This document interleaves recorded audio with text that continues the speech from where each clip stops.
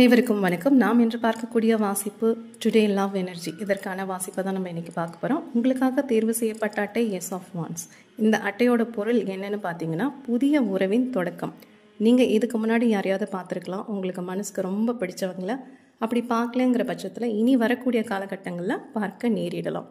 இல்லை நான் ஆல்ரெடி ஒரு ரிலேஷன்ஷிப்பில் இருக்கேன் அப்படின்னா அந்த உறவை புதுப்பித்து கொள்ளக்கூடிய காலகட்டம் தான் இது. சரியா? ஸோ உங்கள் உறவில் ஏதாவது சிறு சிறு குறைகள் இருந்ததுன்னா அந்த குறைகள் எல்லாம் நிவர்த்தி ஆகக்கூடிய காலகட்டம். நீங்கள் கணவன் மனைவியாக இருக்கலாம், இல்லை காதலர்களாக இருக்கலாம்.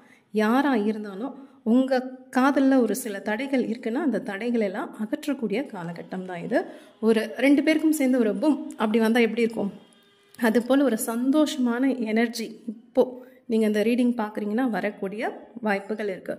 இது செயற்கைத்தனமாக இருக்காது, ரொம்ப இயற்கையாக இயல்பாக ஒருவருக்குள்ளே இன்னொருவர் வரக்கூடும். ஸோ இந்த இயல்பை கெடாமல் உங்களோட காதலை அழகாக வழி நடத்துங்க அப்படின்னு இந்த பிரபஞ்சம் உங்களுக்கு கூறக்கூடிய செய்திகள் தான் இது. வாழ்த்துக்கள்.